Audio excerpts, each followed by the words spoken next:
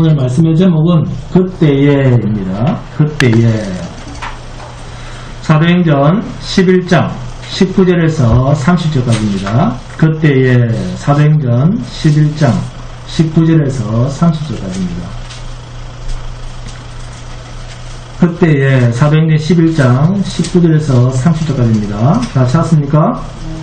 자, 함께 봉독하도록 하겠습니다. 시작. 그때에 스데반의 일로 일어난 환란으로 말미암아 흩어진 자들이 베니게와 구브로와 안디옥까지 이르러 유대인에게만 말씀을 전하는데, 그 중에 구브로와 구레네 몇 사람이 안디옥에 이르러 헬라인에게도 말하여 주 예수를 전파하니, 주의 손이 그들과 함께 하시며 수많은 사람들이 믿고 주께 돌아오더라. 예루살렘 교회가 이 사람들의 소문을 듣고 바나바를 안디옥까지 보내니, 그가 이르러 하나님의 은혜를 보고 기뻐하여 모든 사람에게 굳건한 마음으로 주와 함께 머물러 있으라 권하니, 바나바는 착한 사람이요 성령과 믿음이 충만한 사람이라. 이에 큰 무리가 주께 더하여지더라. 바나바가 사울을 찾으러 다소에 가서 만나매 안디옥에 데리고 와서 둘이 교회에 1년간 모여있어 큰 무리를 가르쳤고, 제자들이 안디옥에서 비로소 그리스도라 일컬음을 받게 되었더라. 그때에 선지자들이 예루살렘에서 안디옥에 이르니, 그 중에 아가보라 하는 한 사람이 일어나 성령으로 말하되 천하에 큰 흉년이 들리라 하더니, 글라우디오 때에 그렇게 됩니다. 제자들이 각각 그 힘대로 유대에 사는 형제들에게 부조를 보내기로 작정하고 이를 실행하여 바나바와 사울의 손으로 장로들에게 보냅니다. 여러분, 지상에 있는 유형적 교회, 보이는 교회가 하나님의 말씀 앞에서 완전하지는 않습니다. 불완전하고 죄가 있습니다. 그렇다고 해서 그러한 것들이 언젠가는 고쳐져서 새롭게 될 것이다, 그렇게 생각해서는 안 됩니다. 교회란 말씀대로 세워지고 말씀이 기준이 되는 교회가 참 교회입니다. 그래서 교회란 인간이 좋다고 좋아지는 것이 아닙니다. 그러니까 교회가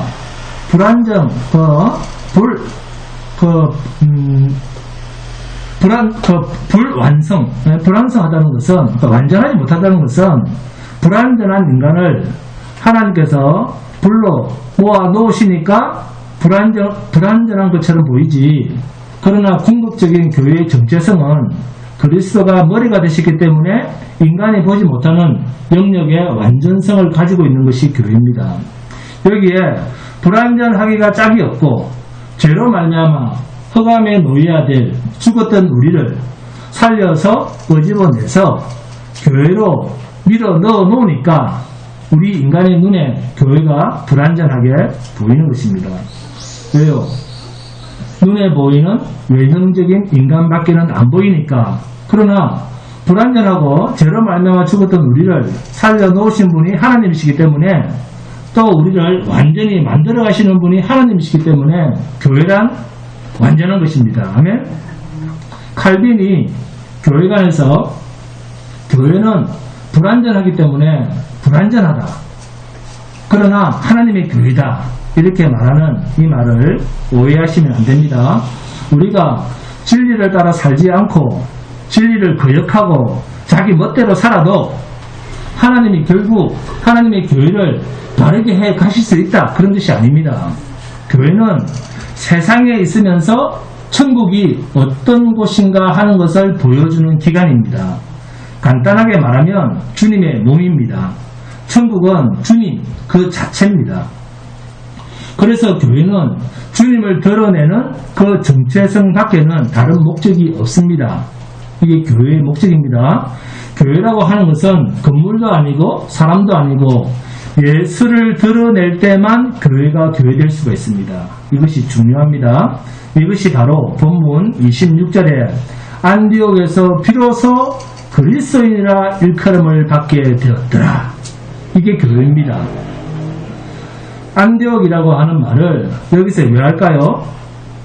언제는 그리스도인이 아니었습니까? 무슨 말이냐 하면, 그리스도인이라는 말에 강조점이 있는 것이 아니라 안디옥이라고 하는 이방인에게도 이미 그리스도 예수가 깊숙하게 전파되었다라고 하는 말을 하기 위한 표현이 여기서 등장하는 그리스도인입니다.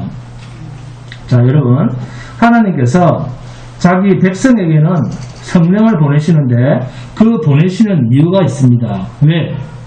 왜 하나님이 택하신 백성, 신자들에게 왜 성령을 보내실까요? 성령을 보내시는 목적이 뭘까요? 그것은 성령의 이름을 보시면 압니다. 성령은 보혜사입니다. 진리의 영입니다. 변호자입니다. 성령입니다. 성령이라고 하는 말은 거룩한 영이다 그 말입니다. 그렇죠? 성령은 우선 우리를 도우시러 오십니다. 진리의 영이란 무슨 말이죠? 깨닫게 한다 그 말입니다. 그리고 변호한다는 말은 송사가 붙었을 때 우리를 변호하시고 증언해 주신다는 겁니다. 그러면 왜 거룩한 영으로 우리에게 오셨을까요? 세상과 뭐하도록? 세상과 우리를 구별하도록 하시기 위해서입니다. 그러면 왜 성령이 우리를 도우시죠? 우리는 세상을 이길 힘이 없기 때문입니다. 그래서 세상을 이길 힘을 우리에게 주시기 위해서 오신 겁니다. 아멘? 그러면 세상을 어떻게 이깁니까? 세상이 가는 반대길로 간다는 것입니다. 우리한테서 십자가의 삶이 나오도록 한다 그 말입니다. 여러분, 십자가의 길을 가는 것이 쉽습니까? 하나님이여 나를 도우소서 내 뜻대로 마옵시고 아버지의 뜻대로 되기를 원하나이다. 무슨 뜻입니까? 세상 따라가기는 쉬우나 죽으러 가는 길이 하나님의 뜻이라고 하면 그 길을 가는 데는 우리 힘으로는 안 됩니다. 그래서 도우시는 분이 필요하다. 바로 이 도우시는 분 누굽니까? 보혜사. 이 말의 뜻이 인간 자기 원대로 자기 원하는 대로는 안 가도록 하겠다라고 하는 하나님의 의지가 담긴 표현이 보혜사입니다. 즉 세상이 가는 방식으로는 못 가도록 하기 위해서 성령이 오셨다는 것입니다. 진리의 영, 깨닫게 하시는 영도 그렇습니다. 하나님이 하신 일이 옳다라고 하는 것을 우리에게 말씀하시고 또 어떻게 사는 것이 하나님의 뜻대로 사는 것인가를 어떻게 사는 것이 하나님의 뜻대로 사는 것인가를 가르쳐 주시기 위해서 성령이 오신 것입니다. 또 변호자라고 하는 말은 우리를 송사하는 자가 있습니다. 사탄이 하나님께 우리를 송사할 때 넉넉하게 우리를 변호해 주시는 분입니다. 내가 하는 일이 옳다, 네가 하는 일이 옳다라고 하는 것을 계속 변호해 주시는 분입니다. 이분이 성령입니다. 그리고 거룩한 영입니다. 이분이 세상과 우리를 구별되게 하십니다. 그리고 이 말이 그리스도인입니다. 그리스도를 닮아가는 삶, 그리스도께서 가신 그 길을 따라가는 삶, 이것을 위해서 성령이 우리 안에 오신 것입니다. 그러니까 성령이 오셨다는 말은 마귀의 종으로 살던 사람을 하나님의 종, 곧 그리스도처럼 사는 사람으로 만들기 위해서 성령이 오신 것입니다. 우리의 삶 전체를 통해서 우리는 그리스도를 증거하는 증인입니다. 왜요? 그리스도처럼 사니까. 이것이 그리스도인입니다. 성령 충만도 마찬가지입니다. 하나님의 말씀, 곧 진리를 따라 사는 삶을 두고 성령 충만이라고 하는 겁니다. 진리를 따라가는 삶, 곧 그리스도를 따라가는 삶을 성령 충만한 삶이라고 하는 겁니다. 그래서 성령을 또 다른 말로 무슨 영? 주의 영, 그리스도의 영이라고 부릅니다. 결국 성령은 그리스도를 담고 그리스도를 증거하는 삶을 살게 하십니다. 그래서 그리스도인은 자기를 위해서 살 수가 없습니다. 자기를 위해 사는 잘 수가 없습니다. 성령 발음이라고 하는 것은 내 생각, 내 의지대로 살아갈 수 없게 만든다는 것입니다. 성령이 오시면 인간 자기 멋대로 못하게 되어 있습니다. 이 말은 곧 신자는 세상 성공이나 윤리적 탁월성을 가지게 하려고 성령이 오신 것이 아니다 그 말입니다. 그래서 예수를 잘 믿는다는 말은 세상에서 이제는 행복하게 산다, 사람들 앞에서 칭찬받고 산다, 그런 말이 아닙니다. 그것은 세상 사람들이 보는 관점이고, 여러분 세상 사람들한테 인정받기 위해서 성령이 우리를 사로잡은 줄 아십니까? 예수님이 그렇게 살았습니까? 자, 하나님의 뜻대로 산다는 말은 세상 사람들한테 미움을 받고 세상 사람들한테 인정받지 않도록 해라, 그런 말이 아닙니다. 오직 성령이 오시면 기준이 달라진다는 것입니다. 요한복음 16장에 죄와 의와 심판에 대하여 성령이 우리에게 가르칩니다. 죄의 문제, 의 문제, 심판에 대한 문제가 성령이 오시면 기준이 달라집니다. 표준이 달라집니다. 세상 사람들은 어떤 사람을 좋은 사람이라고 합니까? 성공한 사람을 일단은 좋은 사람이라고 합니다. 그리고 자신에게 불편을 끼치지 않는 사람을 좋은 사람이라고 합니다. 그러나 성경은 나쁜 사람의 기준이 뭐죠? 성경에서 죄인의 기준이 뭡니까? 예수를 믿지 않는 자는 죄인이다. 나쁜 사람입니다. 왜요? 그것은 내가 세상에 있지 않고 어디에 가 있다? 하나님 나라에 가 있다. 이게 무슨 말입니까? 하늘에서 내려오신 자 외에는 하늘로 올라간 자가 없다. 그래서 내 말이 기준이다.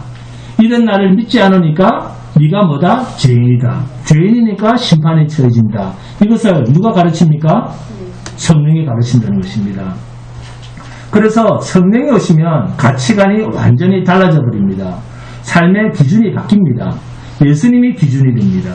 그러므로 성도는 오직 그리스도만 따르고 그리스도만 높이고 하나님의 뜻대로만 사는 자입니다. 아멘. 자, 본문 25절입니다. 본문 25절 봅니다. 바나바가 사울을 찾으러 다소에 가서, 자, 바나바는 아무도 알아주는 사람이 없는 사울을 찾으러 갑니다. 그죠? 바나바는 사울이라고 하는 존재에 대해서 알았습니다.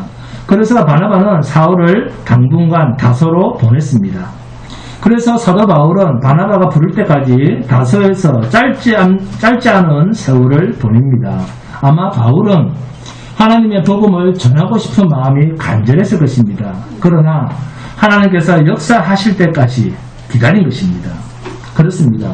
참된 신자는 하나님의 때를 기다릴 줄도 알고 행할 줄도 압니다. 사도 바울이 그렇게 주의 때를 기다리며 침묵정진하고 있을 때 바나바가 사울을 찾으러 다소로 내려옵니다. 그리고 비로소 사도 바울을 데리고 안디옥으로 가서 허다한 무리들을 가르칩니다. 그리고 그때에 비로소 제자들이 그리스도인이라고 불립니다. 그리스도인은 헬라어로 크리스티아노스입니다. 네? 크리스티아노스, 그리스도의 사람이라 그 말입니다. 안디옥에 세워진 교회를 통해서 처음으로 그리스도인이라는 명칭이 생깁니다. 그리고 안디옥은 이제부터 중요한 복음 전파의 거점이 됩니다. 자, 그런데 본문 27절을 봅니다. 27절. 그때에 선지자들이 예루살렘에서 안디옥에 이르니, 나오죠? 자, 안디옥, 여기 동그라미를 칩니다. 27절에 안디옥, 여기 동그라미를 칩니다. 그리고 자, 26절에 안디옥 나오죠? 26절에 안디옥에 동그라미를 쳐서 서로 연결하시기 바랍니다. 26절과 27절에 안디옥에 동그라미를 쳐서 서로 연결합니다. 자, 그리고 자, 본문 28절입니다. 함께 봉독합니다. 28절 시작. 그 중에 아가보라는 한 사람이 일어나 성령으로 말하되 천하에 큰 흉년이 들리라 하더니 글라우디오 때에 그렇게 됩니다. 아멘. 자, 여기에 성령으로 말하되, 여기에 동그라미를 칩니다. 28절에. 그리고 본문 24절을 함께 봉독합니다. 본문 24절입니다. 시작. 바나바는 착한 사람이요 성령과 믿음이 충만한 사람이라 이에 큰 무리가 죽게 더하여지더라. 아멘. 성령과 믿음이 충만한 사람이라, 여기에 동그라미를 칩니다. 성령과 믿음이 충만한 사람이라, 여기에 동그라미를 치고 26절에 성령으로 말하되, 그곳에 줄을 서로 극복, 연결을 시킵니다. 자, 그리고 본문 29절을 봉독합니다. 함께 본문 29절입니다. 시작. 제자들이 각각 그 힘대로 유대에 사는 형제들에게 부조를 보내기로 작정하고, 아멘. 자, 제자들이 여기에 동그라미를 칩니다. 29절에. 자, 그리고 본문 26절입니다. 만남에 안디옥에 데리고 와서 둘이 교회에 1년간 모여있어 큰 무리를 가르쳤고 제자들이 안디옥에서 비로소 그리스도인이라 일컬음을 받게 되었더라. 제자들이 안디옥에서 비로소 그리스도인이라 일컬음을 받게 되었더라. 여기에 길게 줄을 쭉 긋습니다. 제자들이 안디옥에서 비로소 그리스도인이라 일컬음을 받게 되었더라. 여기에 길게 줄을 쭉 긋고 29절에 동그라미를 쳤죠. 뭘? 제자들. 그죠? 이 제자들이랑 여기에 서로 연결을 시킵니다. 본문에서 제일 중요한 말입니다. 자, 그러면 본문 30절입니다. 30절 함께 봉독합니다. 시작. 이를 실행하여 바나바와 사울의 손으로 장로들에게 보내니라. 아멘. 바나바와 사울, 여기에 동그라미를 칩니다. 그리고 본문 25절, 26절을 함께 공독합니다. 25절, 26절입니다. 시작. 바나바가 사울을 찾으러 다소에 가서 만남에 안디옥에 데리고 와서 둘이 교회에 1년간 모여있어 큰 무리를 가르쳤고 제자들이 안디옥에서 비로소 그리스도라 일컬음을 받게 되었더라. 네? 26절에 둘이 교회에 1년간 모여있어 큰 무리를 가르쳤고 여기에 줄을 긋습니다.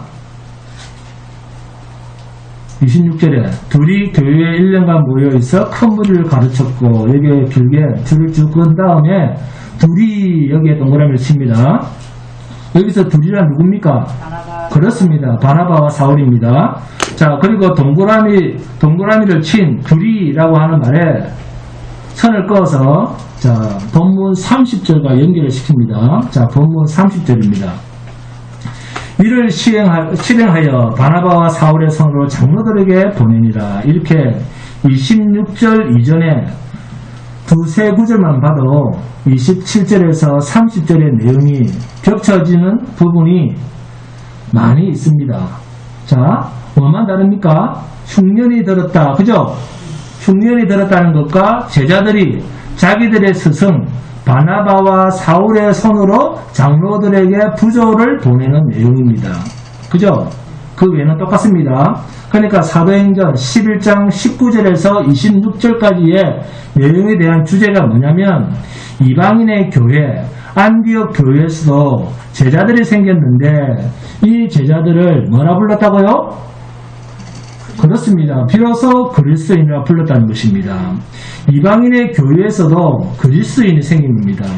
그런데 이 이방인 교회의 그리스도인이 어떤 그리스도인인가?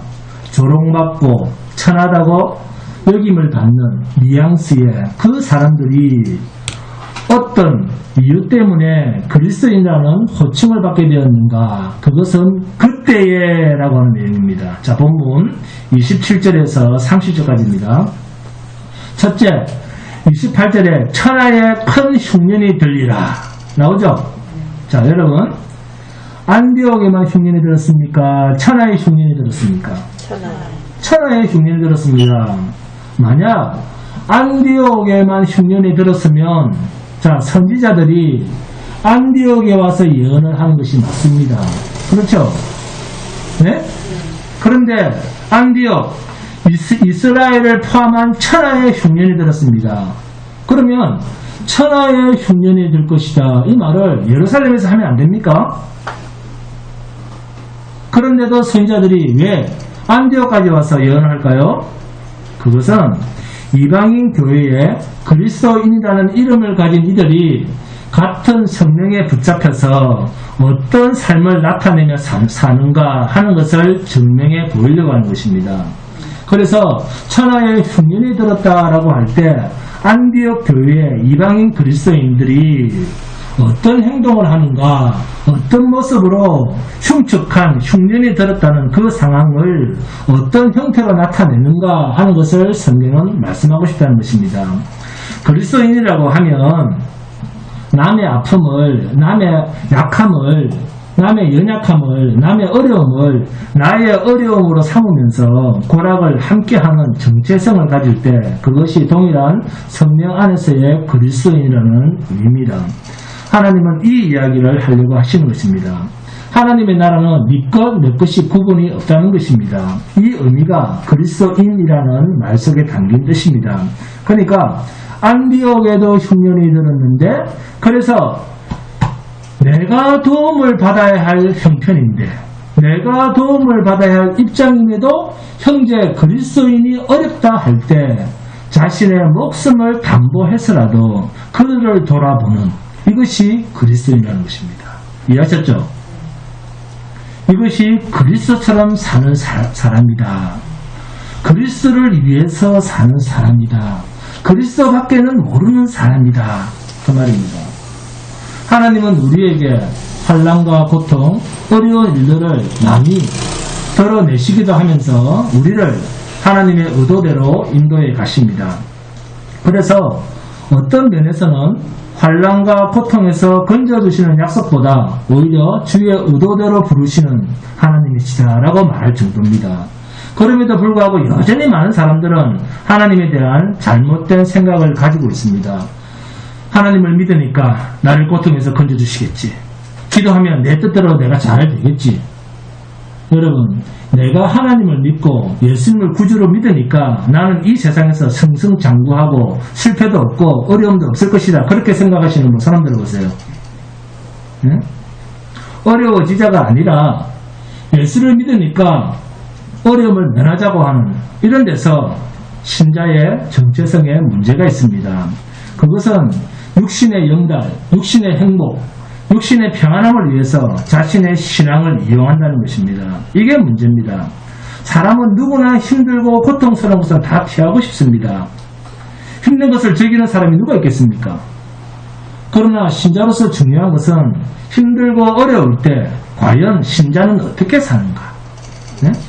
이 코로나 시대에 신자는 어떻게 사는가? 이것이 세상 사람들과는 다르다는 것입니다.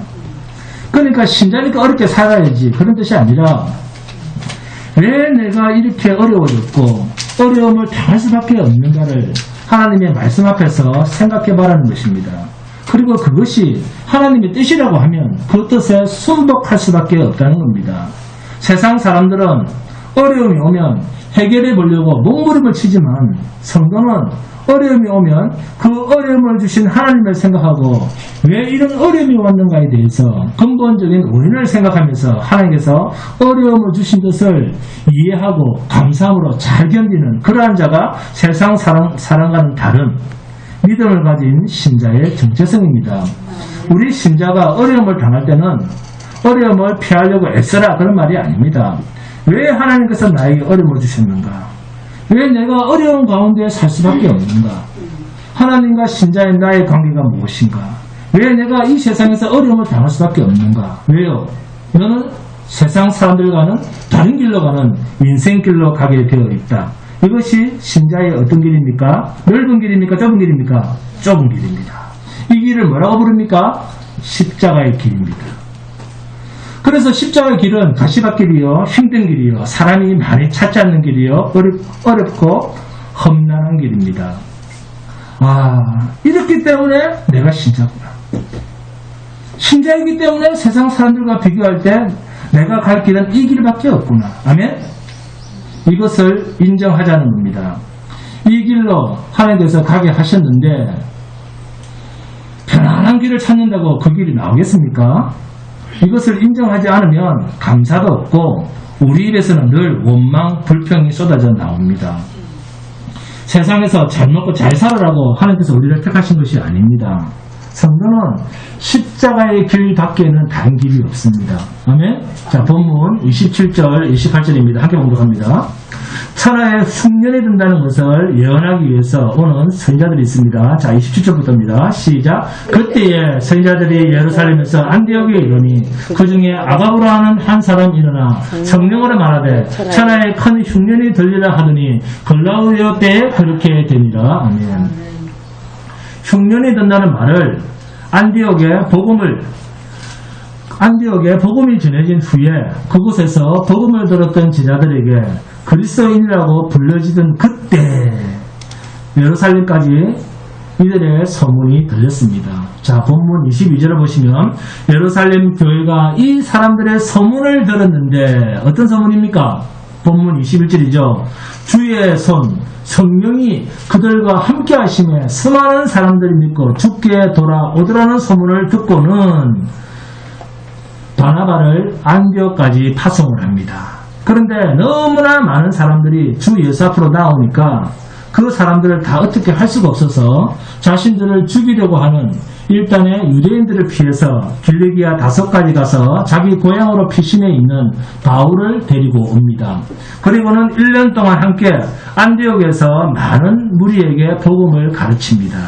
그리고 그 복음을 받았던 제자들이 안디옥에서 그리스도인이라는 일컬음을 받게 되었다는 겁니다. 여기 그리스도인이라는 호칭을 받은 것은 좋은 일을 많이 했기 때문이 아니라, 그래서 야, 저 사람 진짜 신자 같네, 저 사람 진짜 예수 믿는 사람 같네, 그런 말이 아니라 이들의 삶에서 오직 그리스도만 말하고 그리스도만 마음을 두고 사는 사람, 그리스도밖에는 모르는 사람이라는 의미로서 뭔가 그 당시에 사람이 좀 편협적이고 시대의 변화에 편성해서 살아가지 못하는 외골수, 이런 조롱스키고 부정적인 의미로서 부르는 호칭이었습니다. 여러분, 안디옥에서 그리스도인이라고 불림을 받았다는데 왜 본문 27절 첫머리에 그때에, 어떤 때입니까? 안디옥에서 1년간 복음으로 가르침을 받았던 제자들이 그리스도인이라는 불림을 받았을 그때에, 자, 안디옥에만 드는 흉년이 아닌데 왜 하필이면 선자들이 안디옥까지 와서 천하의 흉년이 드는 그런 예언을 했을까요? 단순한 흉년에 대한 예언이 목적이었다면 예루살렘에서 선자들이 예언하면 안 됩니까? 그런데도 안디옥까지 와서 예언을 합니다. 이유가 뭘까요? 안디옥에서 그리스도인이라는 호칭으로 불렸던 이 그리스도인들이 흉년에 대해서 어떻게 대처하고 있는가 하는 것을 우리에게 말씀하시는 것입니다. 그래서 27절에 그때에 선지자들이 예루살렘에서 안디옥에 이르니, 할렐루야, 그리스도인이란 어떤 자들인가 하는 것을 설명하기 위해서입니다. 그래서 사도행전 12장 1절입니다. 자, 한번 봅니다. 사도행전 12장 1절입니다. 사도행전 12장 1절입니다. 시작. 그때에 헤롯 왕이 손을 들어 교회 중에서 몇 사람을 헤아리 하여. 아멘. 결국 그리스도인은 무엇도 할 수 있다? 네? 순교도 할 수 있다는 것입니다. 그리스도인은. 그때에 헤롯 왕이 손을 들어 교회 중에서 몇 사람을 헤아리 하여. 네? 순교도 할 수 있다. 이것이 사도행전 12장부터 나오는 그리스도인으로서의 삶의 두 번째 적용입니다. 안디옥으로 온 선지자들의 예언을 사람들이 이제는 들었습니다. 그런데 안디옥에만 흉년이 드는가? 아닙니다. 천하에 크게 흉년이 든다고 했는데 글라우디 때 그렇게 되니라. 자, 글라우디오는 로마 황제의 이름입니다. 예언대로 되었다는 것을 역사적으로 확인하도록 당시에 황제의 이름을 기록해 놓은 것입니다. 예언대로 천하에 흉년이 들었기 때문에 본문 29절입니다. 제자들이 각각 그 힘대로 유대에 사는 형제들에게 부조를 보내기로 작정하고 유대에 사는 형제들에게, 여기에 줄을 긋습니다. 유대에 사는 형제들에게 줄을 긋고 유대에 사는 그리스도인, 이렇게 적어 놓습니다. 유대에 사는 그리스도인. 자, 그리스도인은 세상에서 자기의 편안과 자신의 생존권과 자신의 출세를 위해서 사는 자가 아닙니다. 하나님께서 신자로 부르실 때 부르신 자에게 그런 약속을 하신 적이 없습니다.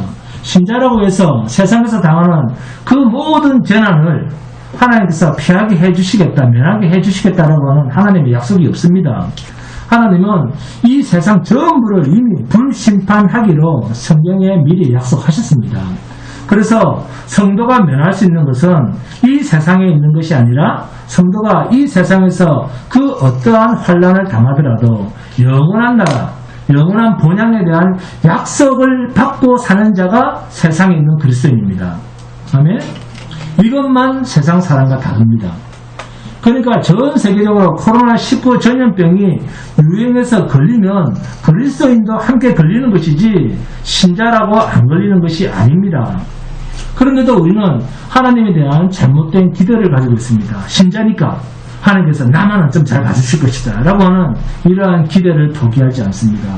불신자들이 힘든 일을 당하고 어려운 고통을 겪는 것은 마땅하지만 우리는 신자니까 천지를 창조하신 하나님이시니까 나를 잘 챙겨주시겠지, 나를 잘 봐주시겠지, 이런 생각하시면 안 됩니다.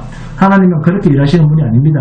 흉년이든 홍수든 코로나19든 신자와 불신자를 가리겠습니까? 가리지 않습니다. 홍수가 나면 다 같이 떠내려가고, 독감이 오면 같이 전염이 되고, 가뭄이 오면 다 같이 물 걱정을 해야 되는 것이 세상 속의 성도입니다. 그런데 가뭄이 났는데 신자라고 물이 잘철 넘쳐서 할렐루야 하나님의 축복 여호와 이래 라고 떠드는 그런 사람은 기독교인이 아니라 무당입니다. 무당. 가뭄이 올 때는 신자라도 세상 사람과 똑같이 목말라 하면서 목말라서 죽어도 우리는 영원한 나라를 보장받고 있습니다. 여기서 신자와 세상 사람이 다른 것입니다. 왜 신자는 항상 기뻐할 수 있는가? 하나님께서 최후 승리를 우리에게 약속하셨기 때문입니다.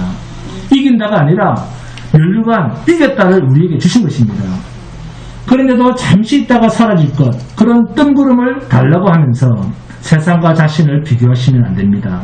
하나님께서 그리스도 예수를 십자가에 내주시면서 우리에게 주신 영원한 생명이라고 하는 그 복을 80년, 100년 사는 눈에 보이는 세상살이에 비교를 하면서 세상 것에 십자가를 넣어서 십자가 예수가 세상에서 우리를 구원하셨다면 자살게 해줘야지, 이런 생각은 정말로 교회를 부끄럽게 하는 말입니다. 성경은 시한부 인생인 세상 것을 많이 받은 자가 복 받은 자라고 말한 적이 없습니다. 제발 좀 예수를 제대로 믿으시기 바랍니다. 똑같은 재난, 똑같은 홍수, 똑같은 흉년, 똑같은 어려움을 줬는데 신자와 불신자가 다른 것은 불신자는 어려움을 당하고 흉년이 오면 아이고 어디 가서 먹고 살지, 어떻게 해야 되지 난리를 치는데, 신자는 오히려 어려움을 당했다는 소식을 듣고 자신들도 흉년이 들어서 어려움을 당하고 있음에도 불구하고 이방 동네요, 이방인들을 적대시하는 유대에 있는 그리스도인에게 부조를 보냅니다. 할렐루야. 이게 신자입니다. 그리스도인입니다. 성경은 이 말씀을 하기 위해서 그리스도인이라는 말 밑에 이 사건을 기록한 것입니다. 그리스도인, 신자, 하나님을 생각하고 살아가는 사람, 예수의 십자가의 능력을 믿고 살아가는 사람, 예수님이 사신 그 방식대로 살기를 소원하는 사람, 하나님이 어떤 분이신가를 알고 사는 사람, 흉년이 들었든지 홍수가 났든지 모든 일은 하나님이 하신 일임을 알고 그것을 인정하고 사는 사람. 아멘. 일부러 우리를 힘들게 하려고 그런 일을 만드신 분이 아님을 누구보다도 잘 아는 자가 하나님의 백성으로 새로운 생명으로 안에서 난 자로 사는 그리스도인입니다. 그런데도 어떻게 하지 말아야 할 짓을 하나님이 한 것처럼 하나님을 원망하고 불평하면서 왜 그런 전화를 자신에게는 없어야 된다, 그렇게 생각을 합니까? 하나님의 자녀가 아버지의 마음을 그렇게 헤아리지 못합니까? 세상 사람들도 재난이 닥치면 그 재난을 어떻게 해결하지 하면서 원망 불평을 하지 않는데 왜 신자가 원망 불평을 먼저 합니까? 하나님의 마음을 알지 못하는 불신자니까 그러는 거 아닙니까? 요한일서 5장 4절과 5절을 보시면 무릇 하나님께로부터 난 자마다 세상을 이기느니라. 세상을 이기는 승리는 이기시니 우리의 믿음이니라. 예수께서 하나님의 아들이심을 믿는 자가 아니면 세상을 이기는 자가 누구냐 하면, 그런데 어떻게 해서 하나님께로부터 난 자가 하나님이 이 세상에 펼치시고 있는 일을 세상 사람들도 어떻게 이 일을 해결할까라고 노력을 하는데 어떻게 신자라고 하면서 그런 고난은 자신은 없어야 되는 일처럼 원망 불평을 하며 마치 안 당할 일을 당한 것처럼 그렇게 생각할 수가 있습니까? 신자는 어떠한 어려운 가운데서도 하나님의 일하심에 대한 신실한 신뢰, 이것이 바로 신자와 신자가 아닌 자로 구별하는 완전한 기준입니다. 여러분, 제자들이 안디옥에서 그리스도인이라고 일컬음을 받았다라고 성경이 말하고 있습니다. 이것은 그리스도밖에는 모른다는 말입니다. 그리스도만 말하고 그리스도만 믿고 그리스도만 의지하고 산다는 데서 붙여진 호칭입니다. 선지자 아가보는 제자들이 그리스도인이라고 일컬음을 받는 안디옥에 와서 흉년을 예언합니다. 그리고 흉년이 들자마자 그리스도인이라고 칭함받았던 제자들이 어떻게 행동을 합니까? 자, 본문 29절에서 30절입니다. 함께 봉독합니다. 시작. 제자들이 각각 그 힘대로 유대에 사는 형제들에게 부조를 보내기로 작정하고 이를 실행하여 바나바와 사울의 손으로 장로들에게 보냅니다. 아멘. 작정만 하는 것이 아니라 행동으로 옮기고 있습니다. 각각 그 힘대로 유대에 사는 형제들에게 부조를 보냅니다. 여기에 부조라고 하는 말은 헬라어로 디아코니아 이 말입니다. 디아코니아, 섬기다 그 말입니다. 부조는 섬기는 것입니다. 부조는 섬기는 것이며 재정으로 주님의 교회를 섬기는 것입니다. 흉년으로 어려움을 당하고 있는 동일한 자기들과 같은 형편에 있는 유대의 그리스도인들에게 섬기기 위해서 물질을 보냈다 그 말입니다.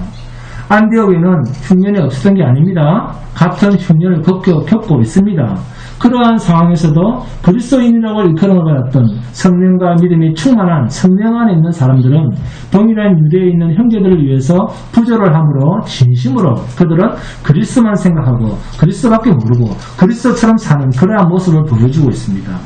결국 하나님은 그리스도인이란 어떤 자인가 하는 것을 보여주기 위해서 무엇을 주신 것이다?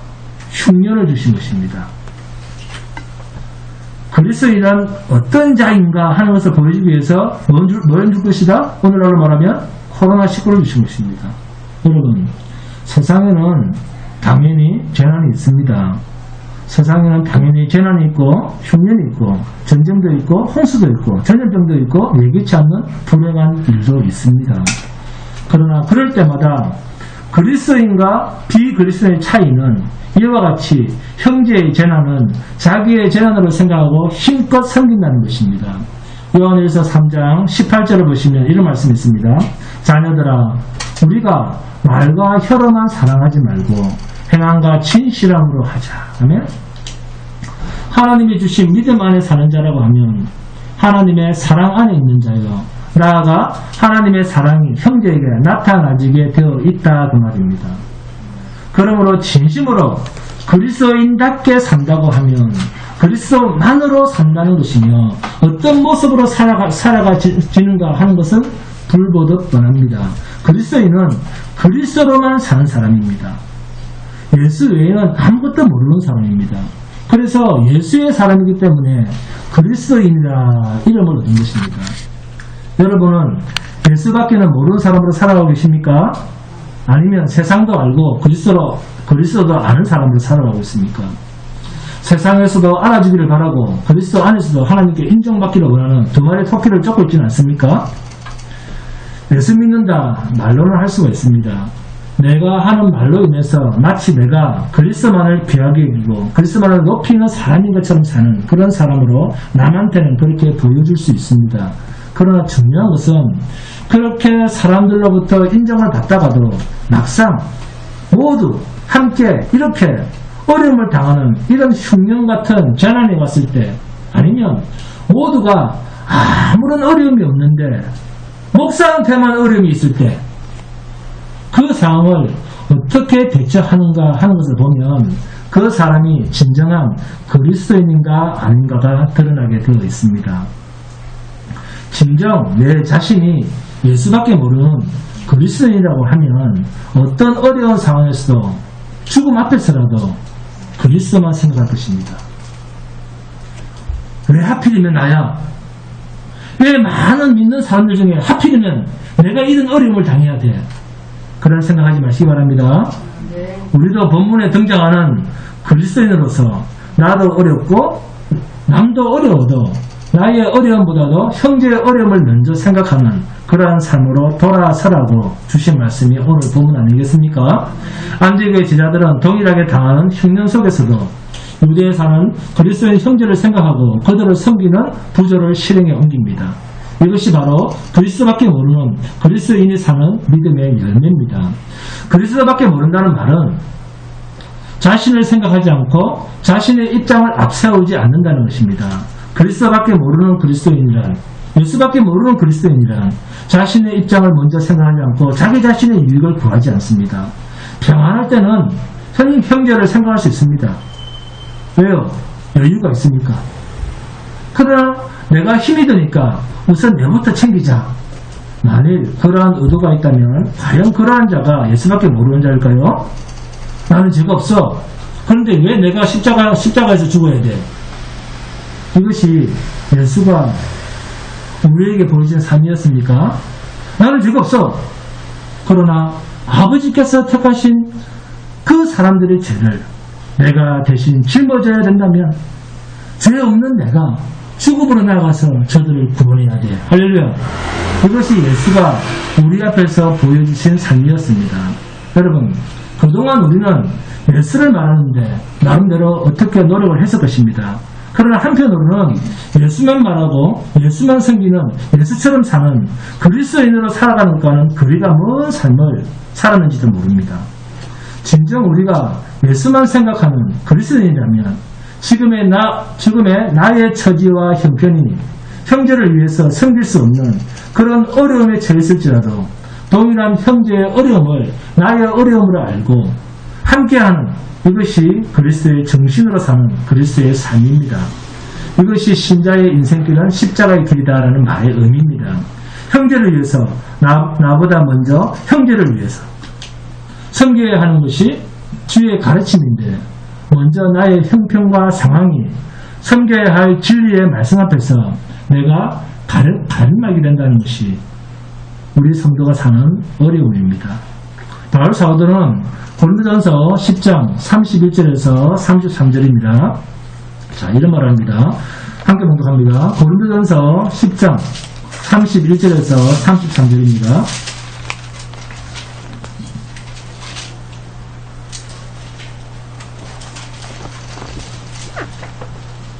우리는 항상 누구를 섬기려고 할 때 먼저 자신의 형편과 자신의 상황을 먼저 보죠.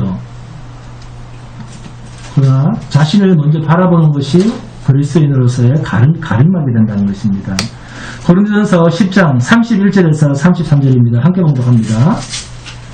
31절부터입니다. 고린도전서 10장 31절부터 33절 시작. 그런즉 너희가 먹든지 마시든지 무엇을 하든지 다 하나님의 영광을 위하여 하라.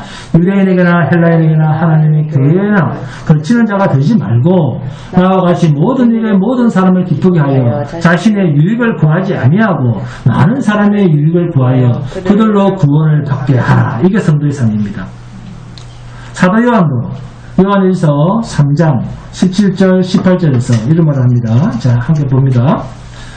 요한일서 3장 17절에서 18절입니다. 함께 봉독합니다. 요한일서 3장 17절에서 18절입니다.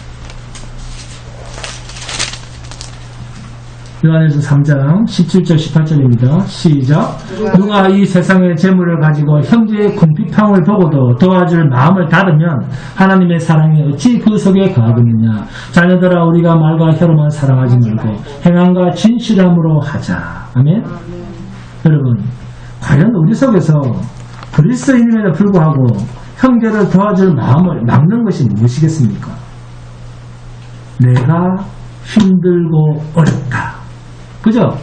늘 그런 마음 아닙니까? 이보다는 내가 어려워. 내가 힘들고 어렵다는 이 늘 부족을 느끼는 우리의 이 마음 아니겠습니까? 안디옥에서 그리스도인이라고 불림을 받았던 그 사람들은 흉년이 들어서 자신의 어려운 가운데서도 유대인의 형제 그리스도인들을 그냥 지나쳐 보지 않았습니다. 이들이 진정한 그리스도인입니다. 그리스도인은 예수로만 사는 사람입니다. 예수 외에는 모르는 사람입니다. 말은 쉽지만 이렇게 그리스도인으로 열매 맺기란 참으로 어렵습니다. 그래서 성도는 어떤 인생길입니까? 십자가의 인생길입니다. 험난하고 좁은 인생길입니다. 우리가 말은 열심히 하면서도 그리스도인으로서의 열매를 맺는 일에는 거부하거나 너무나 인색합니다. 이제는 말로만 하는 그리스도인이 아니라 예수만으로 내 삶의 전부로 그리스도를 나타내는 사랑, 이것을 위해서 하나님의 영이신 성령님이 우리 안에 오신 것입니다. 그분이 도우시는 데는 부족함이 없습니다. 우리의 이러한 소견 적고 인색한 마음을 도우시기 위해서 저와 여러분 속에 성령이 오셔서 이러한 가로막는 마음을 여시고 풍족하지 못한 어려운 가운데서도 성령의 충만함으로 넉넉하게 흉년으로 어려움을 당하는 이웃의 형제를 돌아보는 데까지 나아가게 하시는, 그 나아가게 일하시는 분이 우리 안에 오신 성령입니다. 성령이 오셔서 우리의 이러한 좁은 소견, 자신의 유익을 먼저 구하는 우리의 옛사람을 죽이시는 이러한 세례의 일하심에 여러분 순종하시기 바랍니다. 날마다 우리의 옛사람이 죽어가는 그 세례의 모습 속에서 하나님의 성령의 충만한 일하심이 그리스도인으로서 나타나지기를 사모하고 그리스도인으로서의 많은 경험을 얻기를 주님의 이름으로 축원드립니다. 찬송하시겠습니다.